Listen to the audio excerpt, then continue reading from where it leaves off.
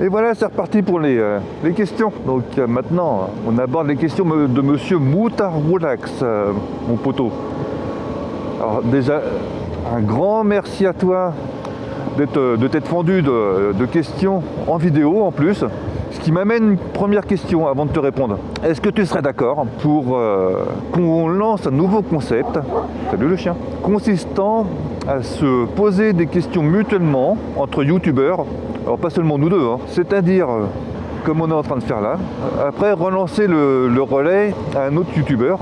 Je pense que ce serait pas mal et puis ça relancerait un peu le motovlog tel que toi et moi on l'a connu il y a quelques années et qui disparaît, enfin qui a disparu parce que c'est vrai que moi je te dis franchement le motovlog actuellement je trouve que c'est un petit peu mort et je pense que retrouver cet esprit communauté YouTube, bah, moi ça me plaît bien. Donc voilà, ça c'est ma première question. Est-ce que tu serais partant pour faire ça? Maintenant, bah, je m'attaque à tes questions qui m'ont bien fait rire, je t'avoue. Est-ce que j'ai peur de finir en pâté ENAF et de venir en Bretagne? Bah pas du tout, puisque le pâté ENAF, bah, j'aime ça, c'est bon.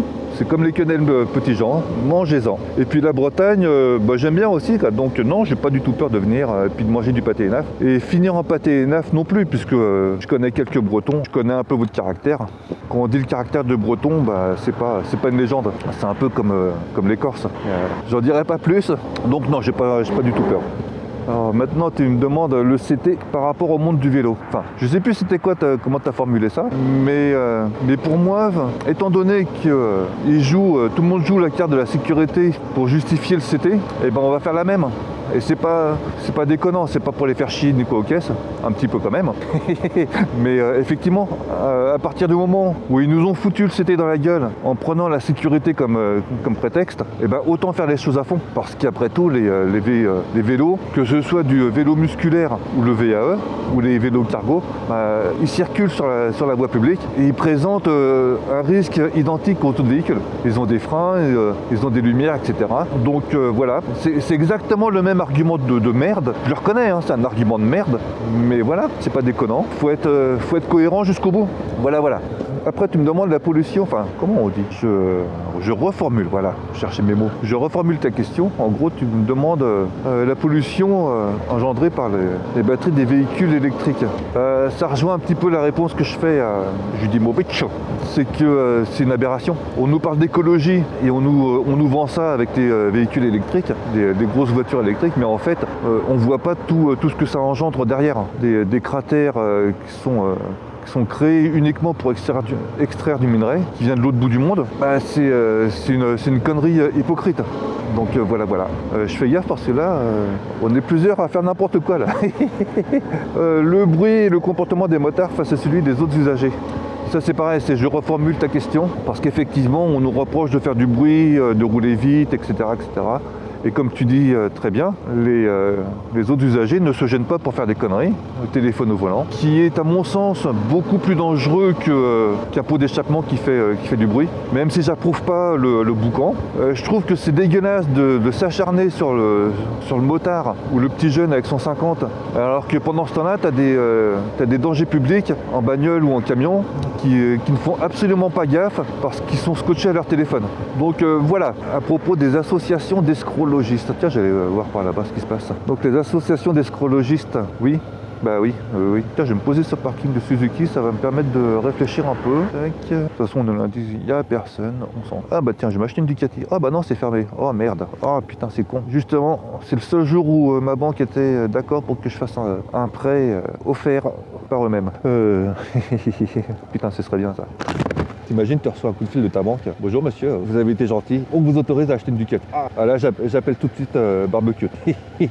Donc oui, les associations escrogistes et leur dictature. Bah oui, bah de toute façon, de toute manière, plus ça va. Là, je sais pas si la vidéo sera sortie quand je sortirai celle-là, mais je montre le nouveau délire du maire de qui nous a créé ce que j'appelle le ghetto de Tournord. Au prétexte de rendre plus calme un quartier qui était déjà très calme, il a mis carrément des plots en béton, mais pas des petits plots, hein, pas les petits trucs, pas les petites bites, 80 cm d'eau. Non, non, c'est carrément les plots en béton que tu déplaces à Café Noé. Je dis ça, je dis rien.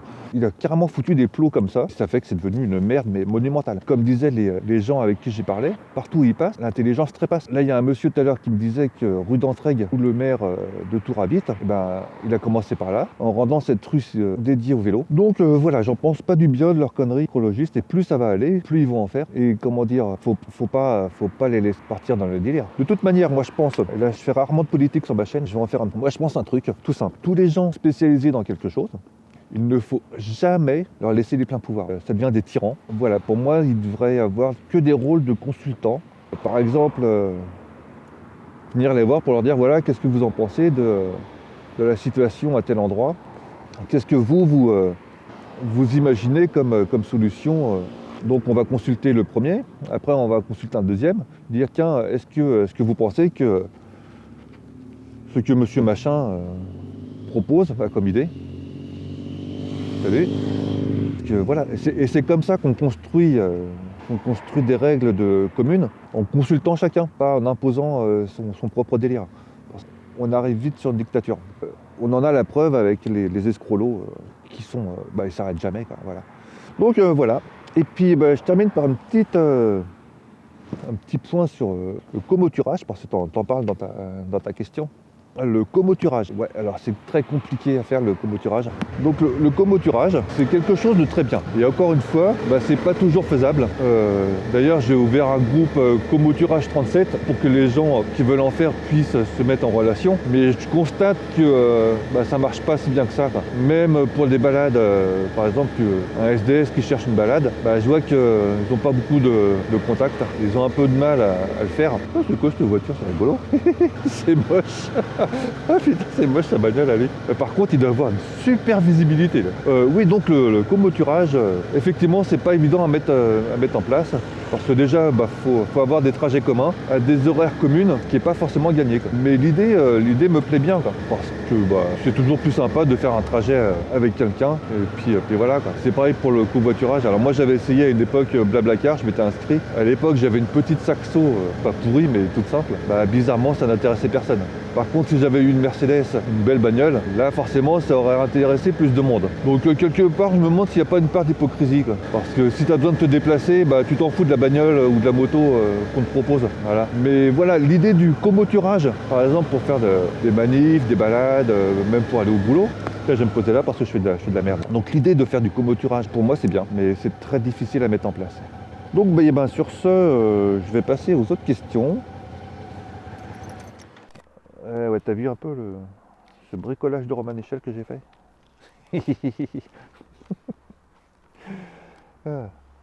Et n'empêche, je suis arrivé, là on est quoi?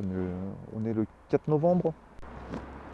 Je suis arrivé à plus de 20 questions et franchement, je vous remercie encore, tout ça.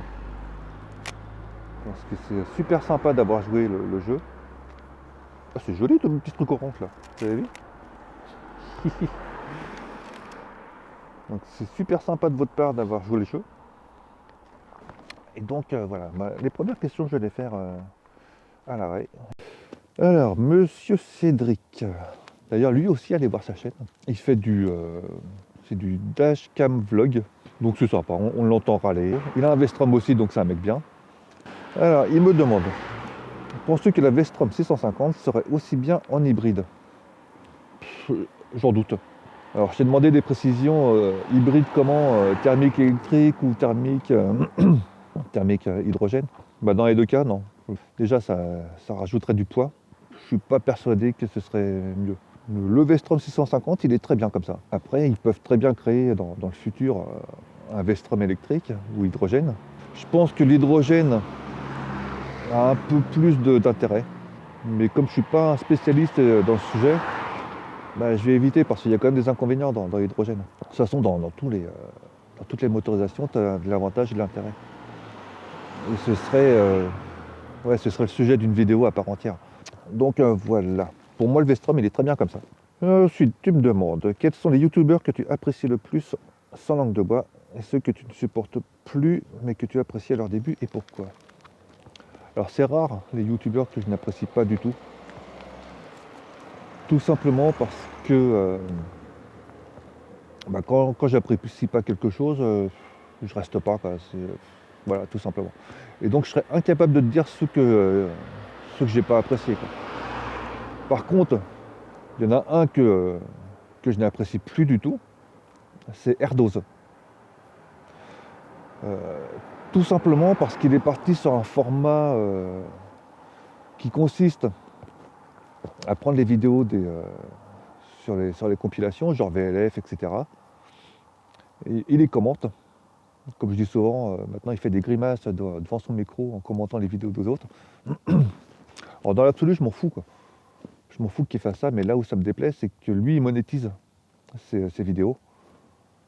Et donc à partir du moment où tu monétises quelque chose sur le boulot de quelqu'un d'autre, ou en utilisant le boulot de quelqu'un d'autre, personnellement, moi ça me pose un peu de problème.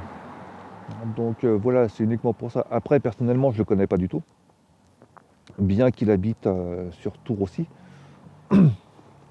Mais voilà.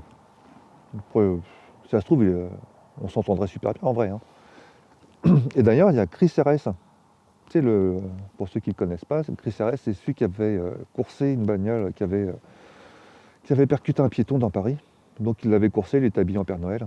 Et la personne s'est fait arrêter. Voilà, c'est comme ça qu'il s'est fait connaître. Et j'ai vu, il commence à faire pareil. Et bon, c'est un format que je n'aime pas du tout. Voilà, voilà. Après, tu me demandes, as-tu une limite pour le CT? Ou sais-tu à quel moment tu devras le faire parce que les escrolons auront gagné la partie? Alors, ma moto, elle est de 2021. Et normalement, je devrais le passer en 2026, je crois. Donc d'ici là, ça me laisse le temps de réfléchir et de voir comment évolue la situation. Putain, et je me fatigue tout seul. Je vous jure, je me fatigue tout seul. C'est du grand n'importe quoi ce que je fais là. Donc oui, pour le contrôle technique, j'ai jusqu'en 2026 pour prendre une décision. D'ici là, j'espère bien que ce sera sauté. Et puis après, je verrai. Donc pour l'instant, j'en sais absolument rien. Forcément, tu connais mon avis, je suis contre, sinon j'aurais pas fait des manifs. Mais je me dis en 2026, si c'est toujours en place, je pense que la partie sera foutue, quoi. Et donc ce sera inutile de se foutre hors la loi. Voilà, franchement ça m'arrache la gueule de dire ça, mais il faut être réaliste. En 2026, ça fera combien de temps? Ça fera 3 ans, ouais, plus de 3 ans que ce sera en place. En 3 ans,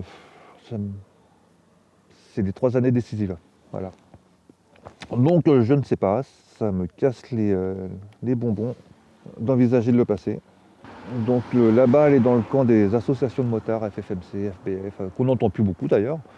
Si vous êtes dans le coin, manifestez-vous, manifestez avec nous. Parce que là, on vous entend plus trop depuis quelques temps. C'est pas un reproche du tout, alors peut-être que c'est moi qui, vu que je suis pas adhérent à FBF, peut-être que j'ai pas les infos. Si vous en avez, je suis preneur. Donc voilà Cédric, j'espère que j'ai répondu à ta question, enfin à tes questions.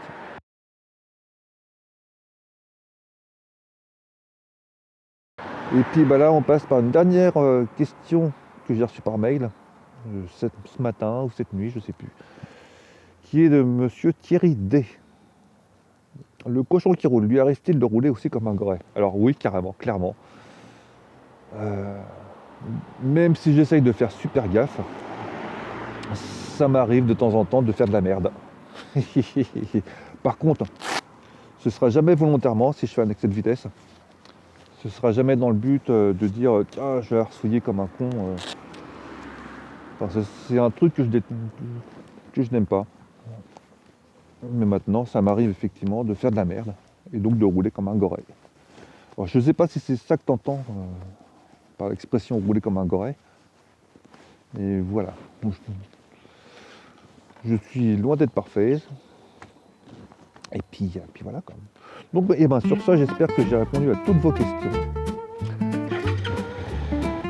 J'espère que j'ai été assez clair et pas trop long. Puis n'hésitez pas à m'en envoyer encore. Et je pense que je vais faire un format. Donc oui, s'il y a d'autres questions qui viennent, je vais y répondre bien sûr. Mais dans un format, le format courrier des lecteurs. Je ne sais pas encore comment je vais appeler ça. Je vais passer par là, je connais pas. Ah bah ça mène nulle part, comme ça. je croyais que c'était une rue, en fait non. C'est joli par là. Je croyais que c'était une souris verte, mais non c'est une voiture verte. Ah bah non, sans interdit, je peux pas. Alors non mais moi je suis un boulet. Merci. Moi je suis un boulet, là. Franchement. Donc oui, putain. Je pars dans des explications à la con, je me fatigue. Merci. Donc le courrier des lecteurs, je pense que ça peut être sympa de faire cette rubrique. Et je vais y répondre au fur et à mesure que je vais les recevoir. Là, j'ai répondu à toutes les questions, plus de 20 questions, c'était long. Donc je pense que je vais répondre par groupe de 5 questions. Ça peut être intéressant comme format. Et puis ça fera du contenu. Sur ce, eh ben, je vous souhaite une belle journée et puis gros V à tous.